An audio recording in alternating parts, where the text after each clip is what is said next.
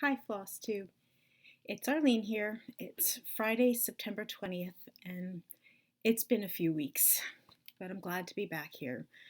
I need to start out with two full disclosures. There is a fly that's flying around here, and I've spent like seriously the last 10 minutes trying to either catch it or just at least drive it away from my immediate vicinity so I can get started with recording.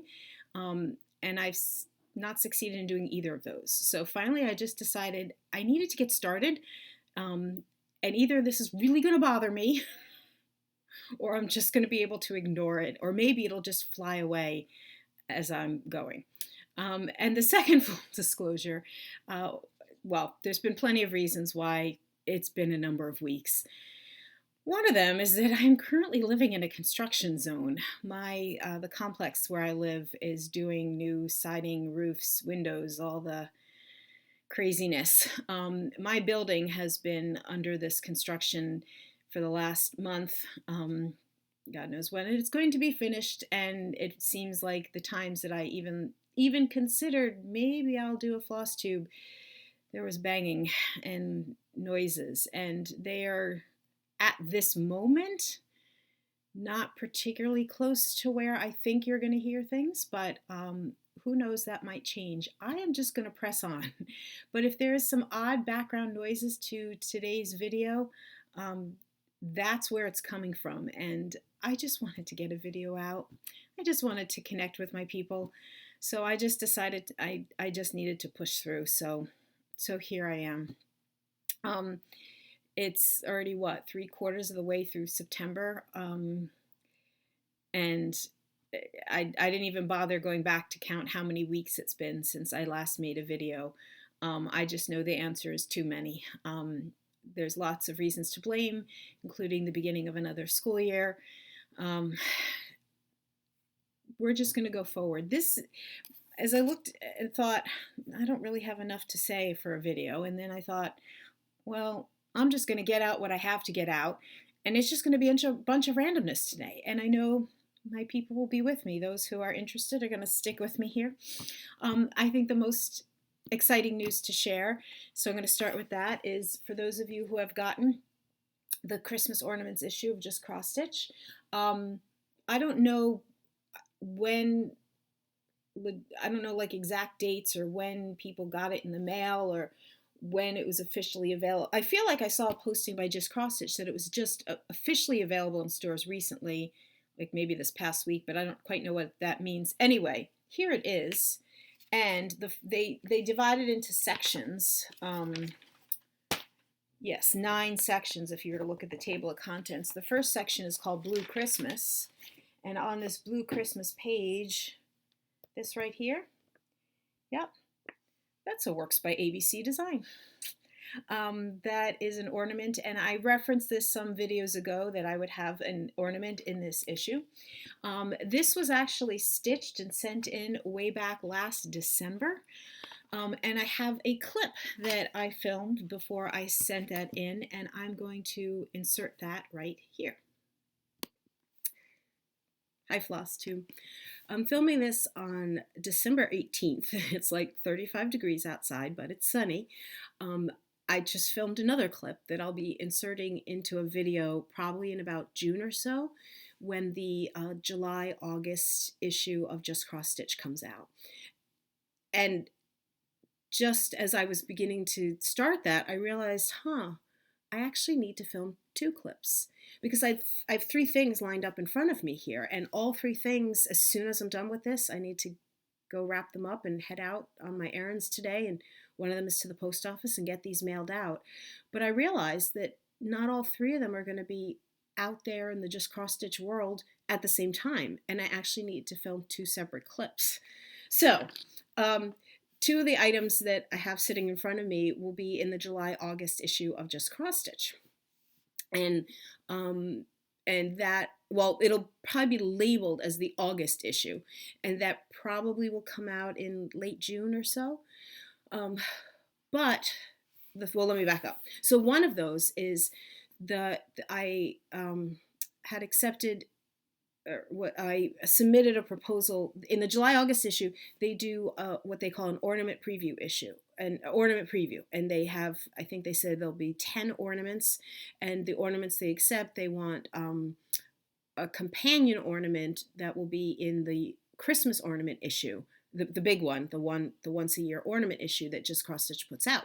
So I had submitted a proposal. So if you were going to submit for that issue, you needed to submit 2 designs. So I had submitted, they were accepted. I'm excited about that. So I'm sending these off now, and one of them we'll see in that summer issue, and the other won't see again till whenever the ornament issue comes out, which I'm not sure exactly when it comes out, but I know it isn't as early as mid-June or late June. So that's why I'm filming a second clip right now. So this is the ornament that will be in the summer issue, that, sort of the ornament preview issue. And they said if you're submitting a proposal for this, the ornaments should be companion pieces or complementary, I forget one of those words, which is why if you've ever been looking at the ornament issue and you've said to yourself, that one looks kind of vaguely familiar. And I just recently had a conversation like this with some stitchers. I talked about, well, it is possible that you saw the companion ornament in a previous Just Cross Stitch issue. And maybe if you lay them side by side, you'll see that they're similar but not identical. So this is the ornament that will be in the ornament issue. So you could see just the first quick glance, they're both on navy fabric. They have, a similar style, but holding them side by side, they are completely different.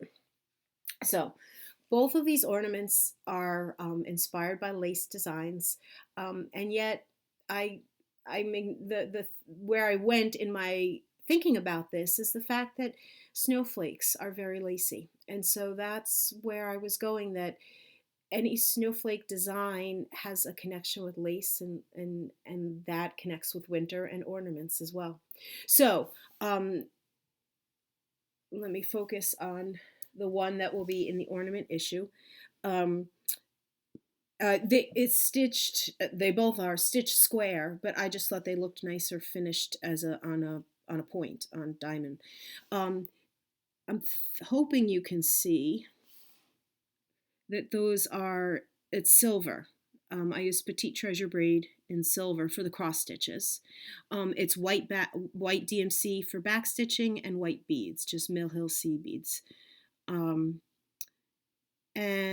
I really like the way it turned out. I'm calling these silvery lace snowflake number 1, silvery lace snowflake number 2. I saw at least a couple that look, number 1, number 2 kind of names, and we've established I'm not super good with naming things, and sometimes just your priorities, whatever. The names of these are perfectly fine. I love this. I might, for next year, might go back to the same place where I was being inspired by the lace. These were inspired by some lace that was in a publication from the mid 1800s or so, and I might go back and pull out some more designs like this and maybe put out a pattern that does more of this. I personally love the navy and the white and the silver. I think that looks really nice. They're both finished with just some backing fabric. It's got a little metallic silver to it. Pillow finish, cord to hang them, nothing fancy, but there you go. So these are my ornaments, and like I said, this one will be in the July-August issue, and this one will be in the ornament issue. And knowing how, there's tons of ornaments in there, and there's only so good that photography will be for any one of them, I just wanted to make sure to capture a little clip on a video before these go off and leave my hands. But I will need to save this clip for some time, and it'll probably be some hot, sticky day in the summer that you'll be watching this. But there you go. So I know I did that partially because I just wasn't sure whether I'd be getting the pieces back, but I did. So I recorded all of that, but here you go.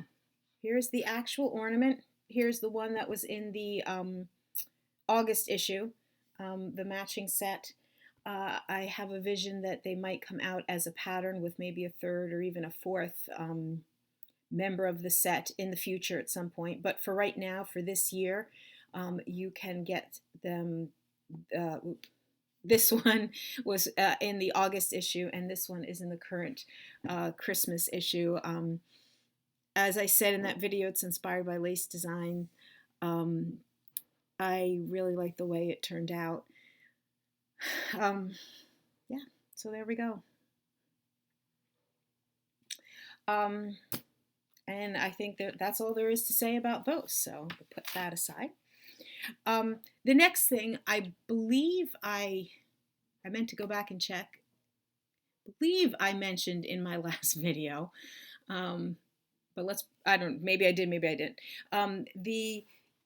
Back in August, I had sent off my big gossamer lace blackwork piece, which looks like this. The pattern is available in my Etsy store, Works by ABC on Etsy. I'll put links below. Off to ANG, the American Needlepoint Guild annual exhibition that takes place at their seminar, which was in Houston this year. And this is the booklet. I don't know what do I call this? The booklet that if you were at the exhibit, you got a copy of to see, you know, it had the information about all the awards, and then the people who, the names and the individuals, the titles of their pieces, although it was printed ahead of time, and I think there was some last minute additions because I could just tell from some specific examples. But anyway, this was like the logo for this year's seminar. So like I said, I think I mentioned that I was doing this, that I was sending it off. I sent it off. Are the dates on here? It was August 13th through the 18th, or 14th through the 18th, so mid-August this year. And you may have seen me post on Instagram. This also came up during a fiber talk that I recorded with Gary Parr in mid-August, or late August. The very exciting news that my gossamer lace piece won a first place ribbon. And the ribbons that are done for the ANG, they are handmade. They are hand stitched. Well, the special awards and the first place awards are hand stitched, hand created. So they make them. It's a neat experience to earn one of these. What can I say? This was my first year entering as a professional. You know, it says here, first place award, professional adaptation. So this is considered an adaptation because in my artist statement, said how it was inspired by an actual piece of lace. It was a lace tablecloth, so it was adapted from another medium. So it's an adaptation category. I love that they have that as an option. And that, like I said, it was my first year entering as a professional. I did not enter last year in 2018. There just wasn't any piece to send in. In 2017, when I did enter a piece that won multiple awards, which I was thrilled with, I had just started doing Works by ABC. And that piece that I entered wasn't even my own pattern or anything. It wasn't even on my radar to even consider checking off the box, you know, non-professional versus professional. I wasn't a professional then. But looking at the description, yeah, I earn money from the pattern making that I do, and especially that this was a design of my own. So the competition is at a different level in a exhibit like this, and so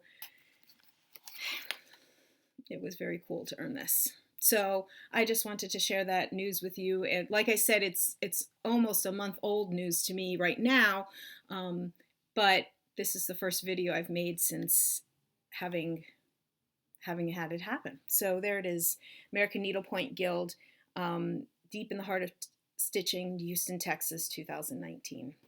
and the hand stitch center, which is just awesome. So, I get to the point of the video of what have I been stitching on? And I've been stitching on more things than I can really share with you right now, and I hope you all understand this. First of all, back in August, for after the Flosstube retreat at the very beginning of August, for the next few weeks, I was actually stitching on another piece that's going to be in just cross stitch. That will not be in until it's the March-April issue. So it's the issue that'll be labeled April 2020. And I realized, I think I was thinking about it as I was driving to the post office that day, I didn't film a clip. I guess now that I really know that they do send back the pieces, that it wasn't so clear in my mind, oh, I have to film before because I don't know if I'll be getting this back. So I'm just counting on the fact that that piece will come back to me around the same time that the issue comes out. So I'll be able to, at that point, that'll be in February, I guess, mid to late February, be able to talk about the issue and the piece and have that piece in my hand. At least I hope it'll be like that. So I was stitching on that for a bit, so there weren't any pictures to share. I didn't post on Instagram or anything like that. I've been working on some new patterns. That has been mostly what I've been stitching on, and fell into a little bit of a slump with that. And slump is the wrong word. I shouldn't say it like that. I just went through a little bit of time where I was like, I want to be stitching on something a little bit different. And so one thing that I do have to share with you is a piece I did post about this on Instagram, and this also came up on Fiber Talk with Gary, was about the English Whitework Sampler. Gary has made a thing about blame it on Fiber Talk, or Fiber Talk made me buy it when it comes to if you hear something and you find yourself buying it. Well, this one, I won't blame Fiber Talk. I'll blame specifically Vanna. So Vanna, it's your fault. And she knows this. She had posted about this. The front picture, I'll take it out of the plastic, doesn't, I mean, to say it doesn't do it justice doesn't even cover it. You really almost can't even tell from that picture what will really be going on. These close-up shots give a little bit more of a couple of the areas, but in reading the description and finding out enough about this piece, it was just in the moment. This was third or fourth week of August. It was like in the moment, this is exactly the kind of thing that I need right now, a different kind of challenge. Now, I have other patterns, even some things with enough like kit parts to get started. And I could have started a canvas work piece. I could have started a heart hanger piece. I could have started a black work. Like, I'm thinking about the things that I could have started, and instead, no. When I learned that my LNS had this in stock, it felt like it was meant to be. So I started the English Whitework Sampler. Can you see? You know what would make this better? If I put, oh, look at that.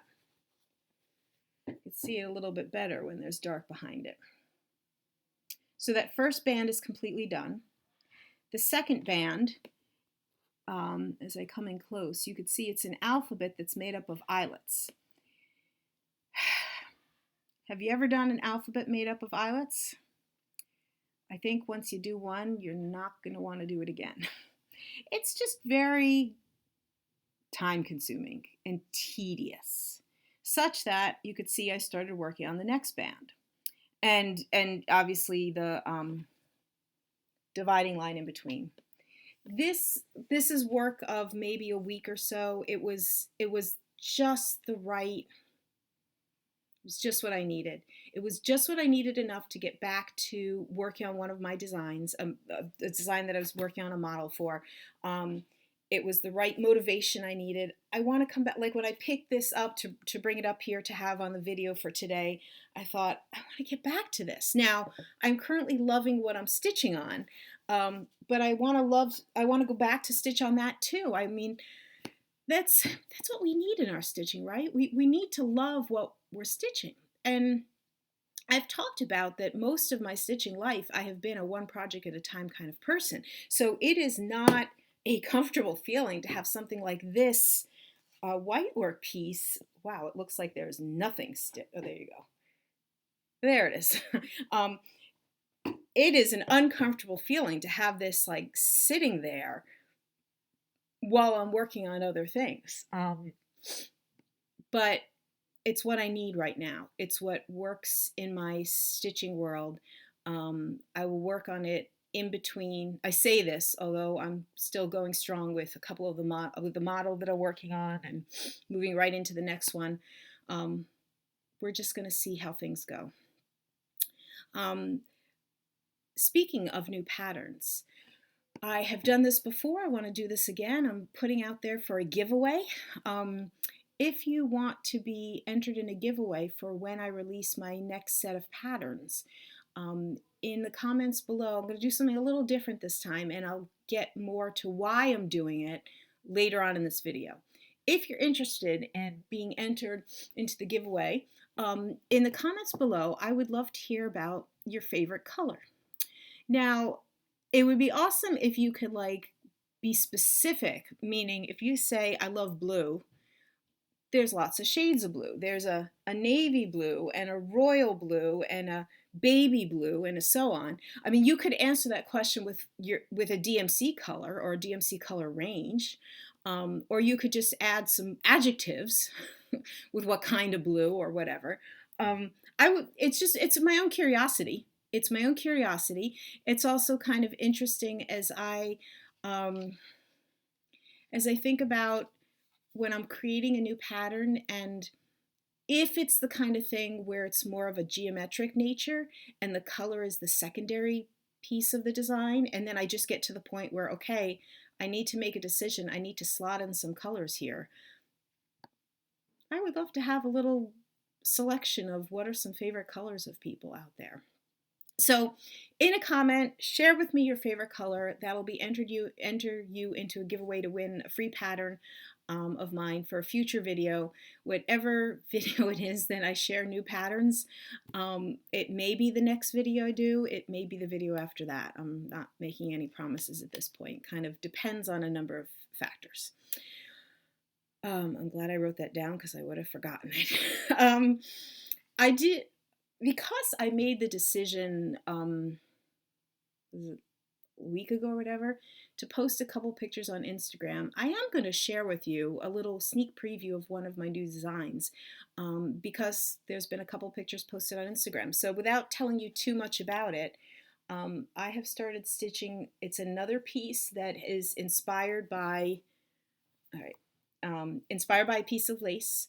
The color fabric is not really showing up very well. It's a solo dye from Silkweaver, so it doesn't quite have a name, but laying it down right next to, I should have written it down, I want to say a Zweigart fabric named Merlot or something like that, and it was kind of close. It's kind of like a purplish raspberry color, somewhere in between there. Where's that blue fabric? I kind of cut out the backlighting that's happening here. Still not quite getting it great. But I decided to do it in black, a more traditional black work look, maybe, just doing something different. So this is a 12-inch hoop. It is just what works, partially because this piece of fabric, I will be cutting it close margin-wise. And all my scroll rods this is just what worked to do this project in, is a large hoop. So that's why I'm working in a large hoop. So there's a little sneak peek of something that will be coming. And that's about all I'm going to say with it.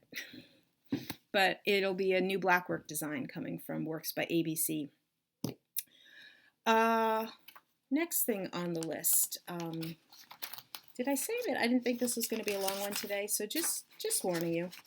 I have an almost FFO in my lace world. I think I have shown a little bit of lace time at various times. This has been a long time coming. I have worked on this for a long time. This is a piece of lace that I started, I couldn't tell you how long ago. It is when I say almost FFO, to finish off a piece of lace. So I did all the lacing of it. Can I get it in close? Then there's the step of, because this one was going around in a circle, getting all of the ends to connect up. And then I wanted to mount it on a piece of fabric. So there's a little hint. There's a whole bunch of thread ends that are pulled through, and they were pulled through by threading a needle one thread at a time and putting them through. And then I also, you can see, stitched around the edge. So this is mounted, this is good and safe on this piece of fabric. The last step, and if you can recall me ever talking about this design, the reason I was excited to find this pattern, trying to hold it in a certain way, is that if you look carefully, it's got 12 points to it. And although I wasn't super conscious, there is an element of saying, I've been looking for a 12-pointed pattern for a while because I'm going to be mounting this in a clock. And so the last step is getting it mounted. Whoop, right, I just dropped a piece of this, but it needs to get mounted onto this board. I need to punch through the piece of fabric for the center, the hands, which just fell onto the ground, need to go through here. I need to get it mounted on here. I don't have much wiggle room with the lip of the, like the lip of the frame. And so I keep contemplating how I want to deal with this fabric on that board. Like the instructions say, do a running stitch around it and pull it tight. But I don't think I have enough room to fit, I think I would do better by lacing it. And that's what I think I'm going to do. But I've just learned about myself, and I imagine there's plenty of you out there that are like this, that I don't want to take on a task like a finishing task unless I'm really in the right state of mind, because I'm going to rush it if I'm not, and then it's just going to look like crap. So I just haven't been in the right state of mind to tackle this last stage of it. But I need to, because I would like to be able to finally say I have a lace clock, which is the whole goal. I've had this I've had this clock face for the longest time, and then I finally found a pattern, and I started this 5 months. I just haven't been doing a lot of bobbin lace. But there you go. It looks so much nicer off the pillow, because when you work on a lace pillow, you're working with the pattern, which is not easily in reach, so I can't even show it to you anyway. You work with the pattern underneath it, so you don't even get the really clear view, but mounting it, and this is just on a piece of white fabric, I love the way it turned out. Because this is done, I am in the middle of getting ready to start the next piece. And the next thing I'm going to do I'm just going to share with you, comes from a magazine that's put out by OIDFA. OIDFA stands for, it's French, Organisation Internationale de la Dentelle à Fuseau et Aiguille, which is International Organization of Bobbin. That Fuseau is bobbin, aiguille is needle, and dentelle is lace. So the International Bobbin and Needle Lace Organization. So they put out a magazine 4 times a year. It's in both English and French. So this is an international. There are articles. There are also patterns.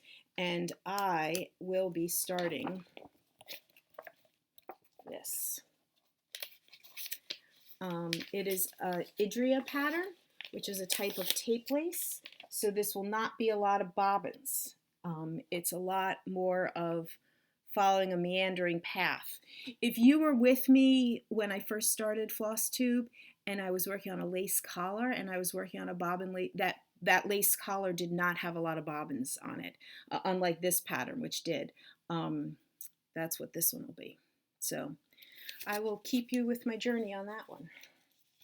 Speaking of lace, I received a wonderful gift that I want to share with you.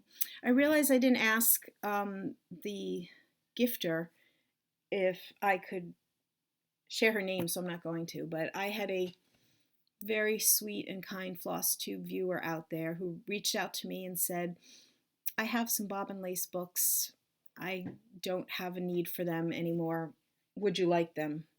And I said, and she asked if, they gave me the specific titles. They were not books that I owned. And I said, wow, I would love them. First one is on Buck's point lace. Buck's is a beautiful lace that originated in England. This is quite a learning manual. And I love books that I can learn from. Like individual, almost like exercises on how to do specific techniques. I'm trying to flip so that you could see different edgings and things, but then you can get into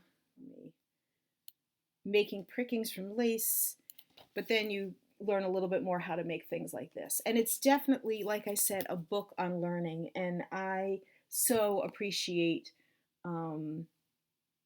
books that I can learn from. I mean, while I certainly have taken classes over the years, in a lot of ways I'm a self-taught, or a good portion of my understanding is self-taught, and so books like this are amazing.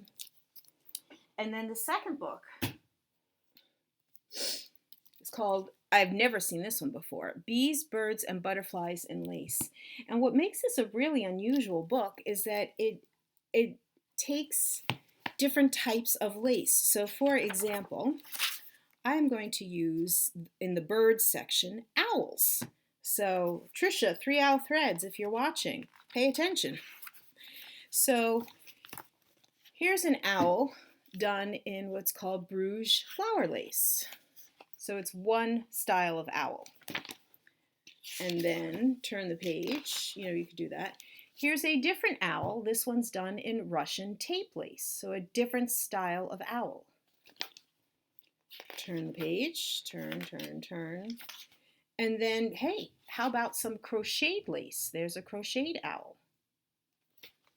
It's very cool that there's things like that. Or, if we want to do a different one, hold on, I gotta find, let me go back to the table of contents because that's going to help me out. So this one is for you, McKenna. Look up the formerly known as the cockerel, McKenna Cox. Again, Bruges flower lace is one way to make a cock, but you could also make it in Duchesse lace.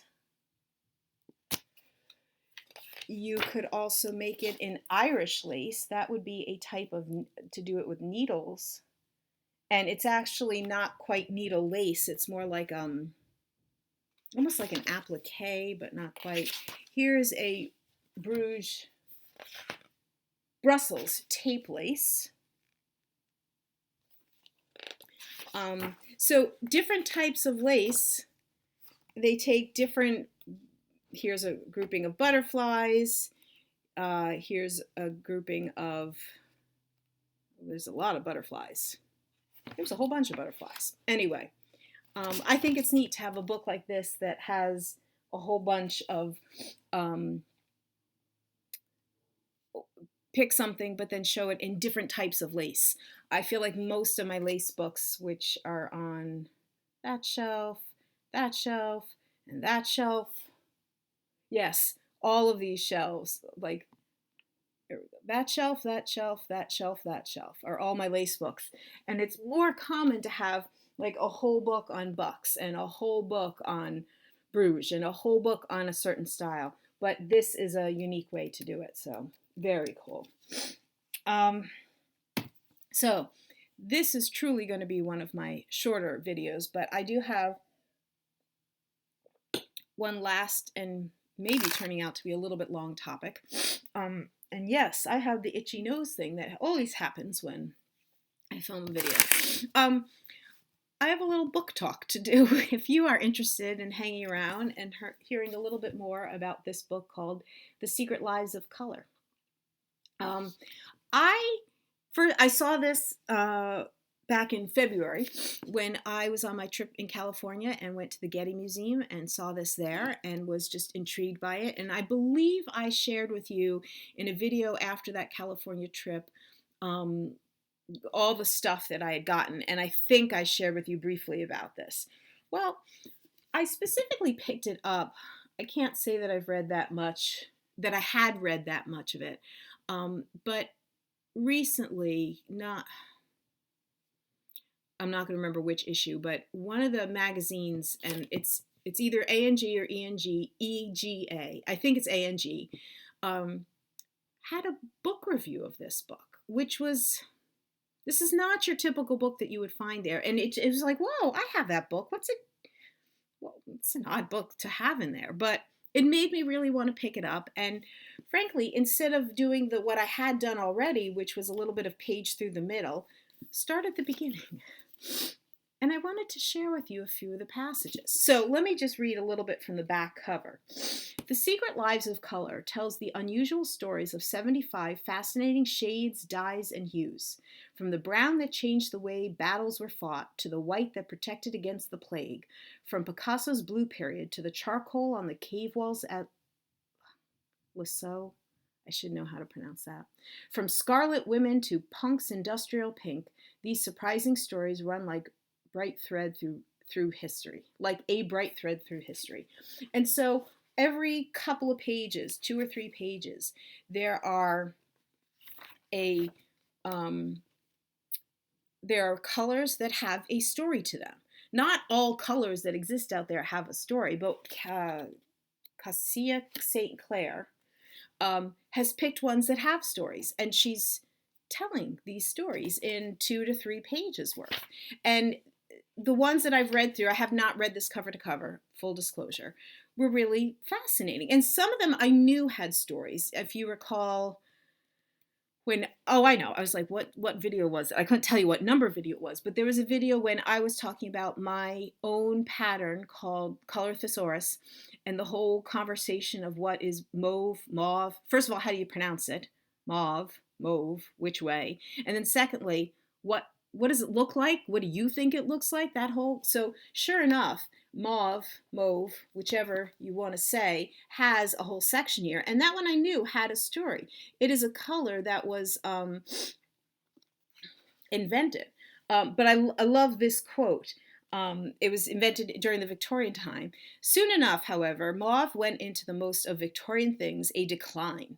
Overconsumption, as well as the continuing loyalty of an older generation, meant that the color soon became shorthand of a particular kind of aging lady.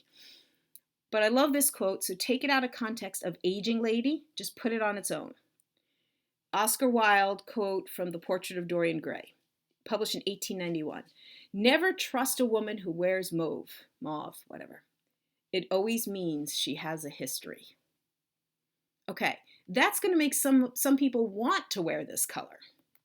Okay, so like I said, when I saw that there was this book review, it made me want to pick up the book, and I started to read from the beginning, where before she went into all the individual colors, there are a few, for lack of better words, essays that were fascinating. So just to read a couple of things to you. One is about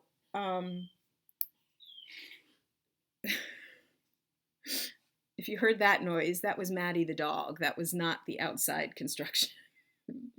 Okay, listen to this quote about how colors, the impression, what we think of as colors changes over time. Because colors exist as much in the cultural realm as they do physically. Sorry. Let me jump here. Take, for example, the idea that colors can be grouped into 2 camps, warm and cool. we would unhesitatingly say that red and yellow are warm and green and blue are cool. But this division can only be traced back to the 18th century. There is evidence that in the Middle Ages, blue was considered hot, even the hottest of colors. Well, she grabbed me there with a statement like that. I love this comment about certain colors or the words we use for colors and what does that really mean, especially as time goes on. What a dictionary published in 1961 thinks versus how that's changed over the last 50 years and going forward. By the same token, someone reading about avocado green in 100 years' time might be equally mystified. Like right now, if I say avocado green to you, you know what that color is. At least I think most people watching.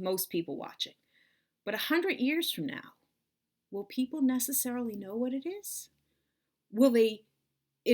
So, by the same token, someone reading about avocado green in 100 years' time might be equally mystified.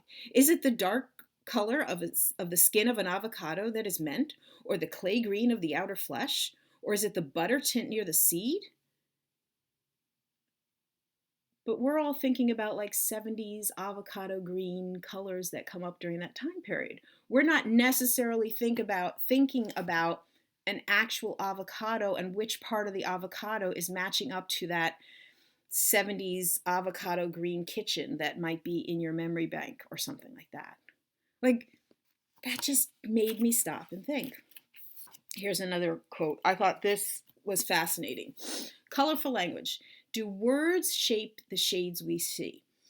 It was a stern-faced British politician who first noticed something awry with the colors in ancient Greek literature. So this guy from 1858, he loved the poet Homer, and he's tracing out all kinds of stuff. And so I'm just trying to jump here. He decided to survey the Greek writers' all of his work. And black, it turned out, was the most frequent use with 170 mentions.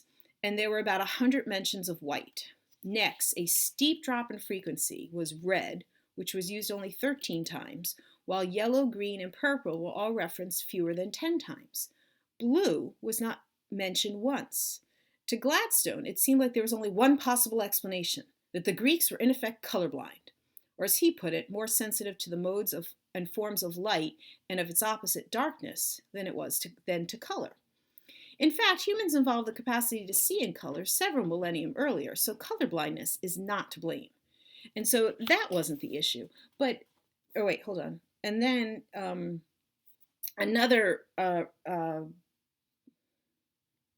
this guy was a philosopher and philologist, so someone who's studying languages. He studied the Quran, the Bible, Chinese stories, all exhibited the same muddled references to color, meaning there weren't many references. And then when the words, love this. All exhibited the same muddled references to color, and as he noted in one much quoted passage on Vedic chants from India, the same omission. These hymns of more than 10,000 lines are brimming with descriptions of the heavens. Scarcely any subject is evoked more frequently. The sudden and reddening of dawn's play of color, day and night, cloud and lightning, the air and ether, all of these are unfolded before us again and again in splendor and vivid fullness. But there's one thing no one would ever learn from those ancient songs who did not already know it, and that is that the sky is blue, because it's never mentioned. And it's a fascinating thing to think about for those who have studied like this history, that when was color mentioned and when was it not mentioned? What is this? The Greeks, of course, could see colors perfectly. Perhaps they just found them less interesting than we do. That's another part that she mentions in here.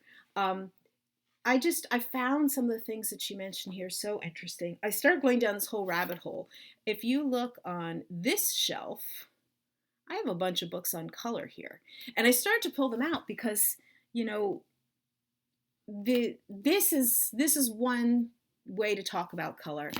If you think about a lot of the books that are out there on color are under like art categories, and if you think about art in like paint art, and mixing of colors in paint world, well, we stitchers don't mix colors like that. We put together a red thread laying next to a blue thread, and we, can talk about how that may or may not look or feel or what vision that might evoke.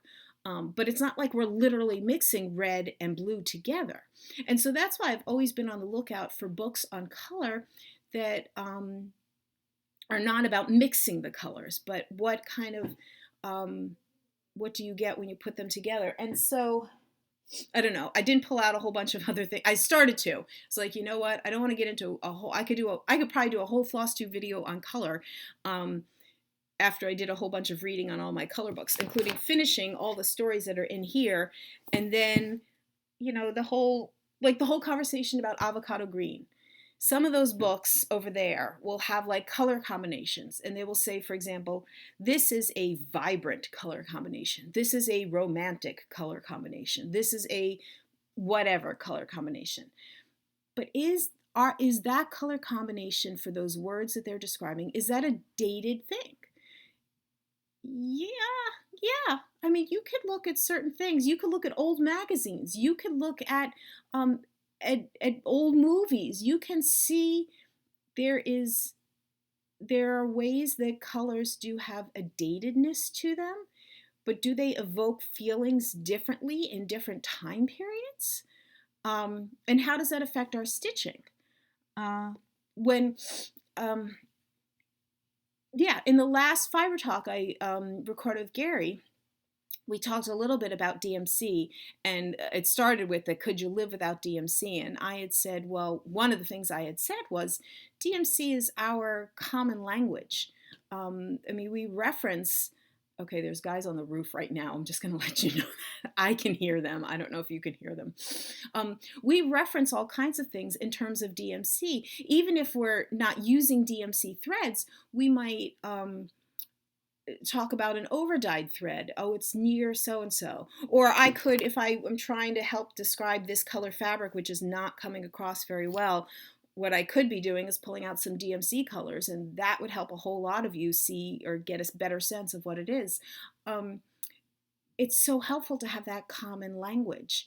But yet, do we all see, and this is not the same thing as saying, do we all see blue the same, and so on, because there's so many shades.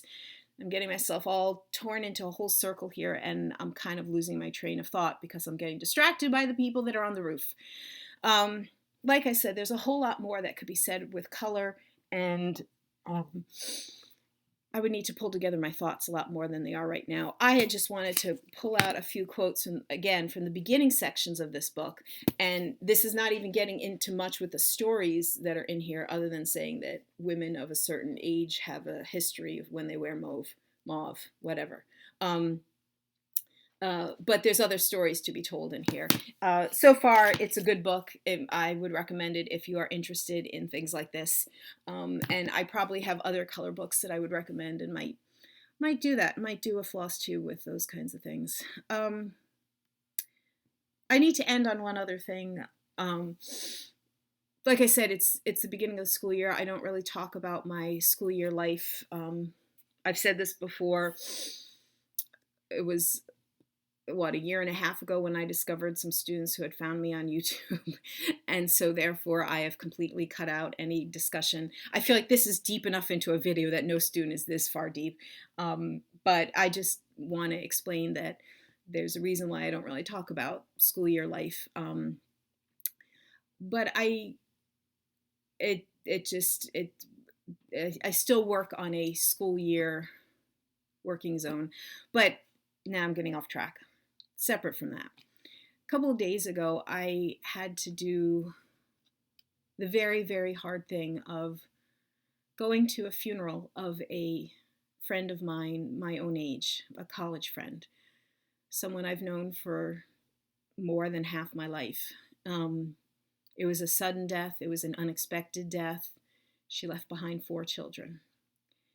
And as you can imagine, in circumstances like that, there's an awful lot of